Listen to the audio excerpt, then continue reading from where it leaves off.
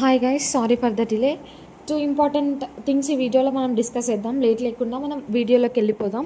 So అవేంటివి అని అంటే, మొన్న చాలామంది బల్క్ అమౌంట్లో వెళ్ళి కలుస్తున్నారన్న విషయం మనం మాట్లాడుకున్నాం, మనం వీడియో చేసినాం. సో అక్కడ ఏం జరిగింది అని చెప్పేసి చాలా చాలా చాలా ఎక్కువ కమెంట్స్ వచ్చినాయి మనకి రీసెంట్ వీడియోస్కి. సో దాని గురించి డిస్కస్ చేద్దాం. ఇంకొక ఇంపార్టెంట్ థింగ్ కూడా ఉంది చెప్పడానికి. ఇంకా ఎల్టీ వాళ్ళ కోసం కూడా మాట్లాడుకుందాం. So let's enter in to the video. First of all, మొన్న జరిగిన మీట్లో ఏం జరిగింది అని అంటే, ఫస్ట్ ఇది ఫార్మసిస్ట్ల కోసం అనమాట, ఫార్మసిస్ట్ న్యూస్.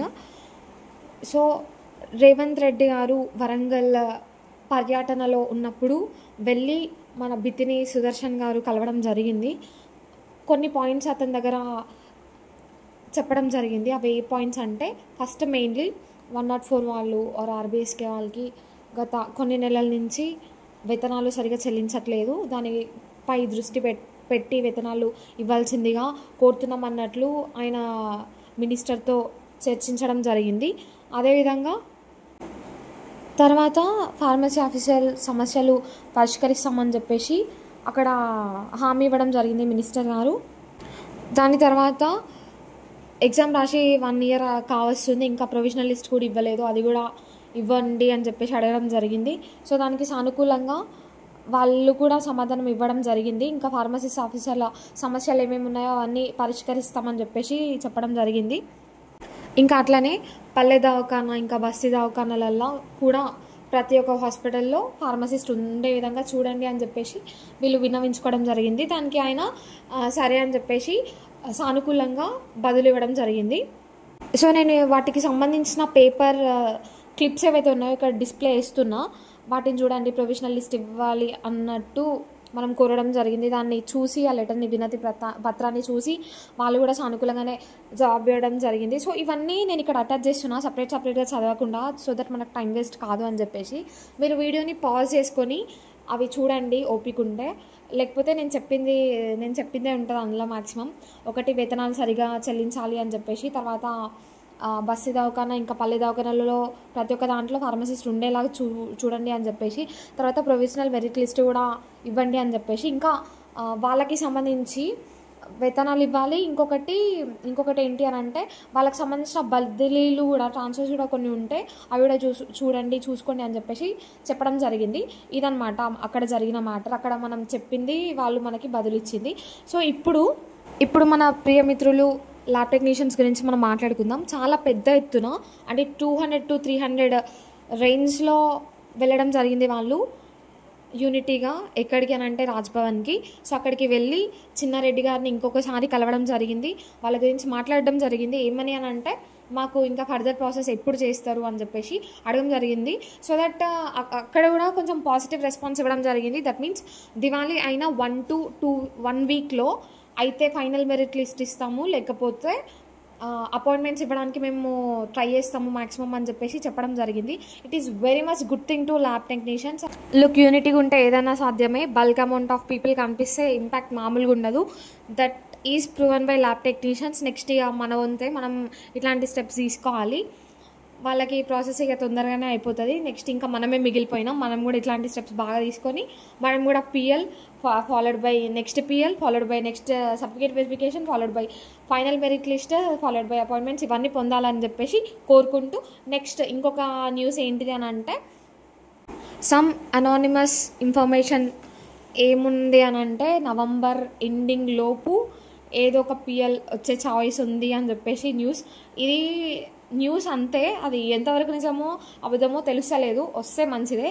సో అది కొంచెం సేపు మనం పక్కకు పెడితే, సో అనదర్ ఇంపార్టెంట్ థింగ్ ఏంటి అని అంటే, ఫార్మసిస్ట్ల కోసం PCI రినివల్ వచ్చిందబ్బా. సో రినివల్ చేయించుకునే వాళ్ళు ఎవరైనా ఉంటే చేయించుకోండి. ఇక్కడ స్క్రీన్ పైన ఒక డిస్ప్లే ఇస్తున్నా, అక్కడ చూసుకోండి ఏమేమి కావాలో.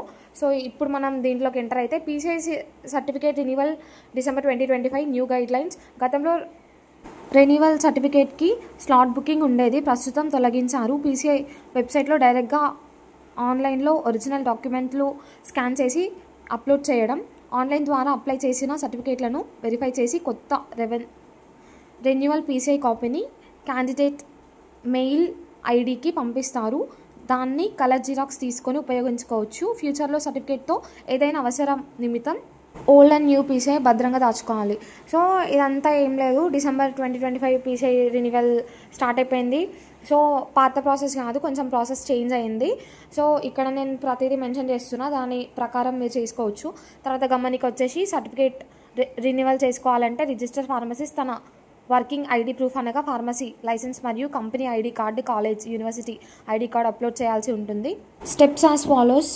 రిజిస్టర్ ఫార్మసిస్ట్ పీసీఐ సర్టిఫికేట్తో ఫార్మసీలో గనక వర్క్ చేస్తే ఎంప్లాయీ ఐడిగా డ్రగ్ లైసెన్స్ కాపీ అప్లోడ్ చేయాల్సి వస్తుంది.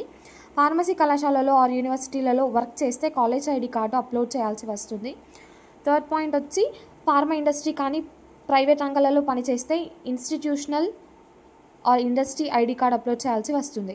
సో ఇవి మనం proofs or ID card submit చేయాల్సి ఉంటుంది, అప్లోడ్ చేయాల్సి ఉంటుంది. ఫర్దర్ ఇది తర్వాత ఇంకేంటిది అని అంటే థర్డ్ పాయింట్ అయిపోయింది. ఇప్పుడు ఫోర్త్ ప్రభుత్వ ఆసుపత్రులలో కాంట్రాక్ట్ అవుట్సోర్సింగ్ ఫార్మసీస్గా పనిచేస్తే సంబంధిత హెచ్ఓడితో ఎన్ఓసి కాపీ అప్లోడ్ చేయాల్సి వస్తుంది. తర్వాత వీటితో పాటు 20 రూపీస్ బాండ్ పేపర్ నోటరీ అఫిడవిట్ని వీటితో పాటు 20 రూపీస్ బాండ్ పేపర్ నోటరీ అఫిడవిట్ని అప్లోడ్ చేయాల్సి ఉంటుంది. అన్ని సర్టిఫికేట్లు జత చేసి మీ మండలంలోని గెజిటెడ్ ఆఫీసర్ దగ్గర వెరిఫై చేయించి 2 సాక్షులతో సంతకాలతో గెజిటెడ్ ఆఫీసర్ గారి నుంచి సర్టిఫికేట్ తీసుకున్న తర్వాత పీసీఐ రెన్యువల్ కోసం వెబ్సైట్ని సంప్రదించాలి. సోర్స్ పీసీఐ వెబ్సైట్ ఒక నెంబర్ ఇచ్చిరు, అది నేను ఇక్కడ డిస్ప్లే చేస్తున్నా, మీరు స్క్రీన్షాట్ తీసుకోండి. ఫర్దర్ క్వైరీస్కి ఏమైనా ప్రాబ్లమ్స్ ఉన్నా దీనికి కాల్ చేయండి ఆర్ మెసేజ్ చేయండి. తర్వాత ఇదనమాట, ఇక్కడ స్క్రీన్ పైన డిస్ప్లే చేస్తున్న కొన్ని అఫిడవిట్స్ ఉన్నాయి. సో వాటిని చూడండి, వాటిని ఫాలో అవ్వండి. ఇది ఇన్ఫర్మేషన్ అంతే గైస్. ఈ వీడియో ఇంతే, చాలా సింపుల్గా ఉంది కదా ప్రాసెస్. ఓకే, జోక్స్ అపార్ట్, వీడియోని ఎండ్ వరకు చూసినందుకు థ్యాంక్ యూ సో మచ్. ఇంకా సబ్స్క్రైబ్ చేసుకుని వాళ్ళు ఎవరైనా ఉంటే సబ్స్క్రైబ్ చేసుకోండి. మీరు లైక్ చేయండి, లైక్ చేస్తే నేను కొంచెం హ్యాపీగా ఫీల్ అవుతా. అండ్ మీ ఒపీనియన్ని కమెంట్ చేయండి. అండ్ ఈ వీడియోని కొంతమందికి షేర్ చేయండి, కొంతమందికి యూజ్ అవ్వచ్చు, తెలియని వాళ్ళకి తెలిసేలా చేయండి. That's all guys. Hope you got some information through this video. Signing off. Take care. Bye.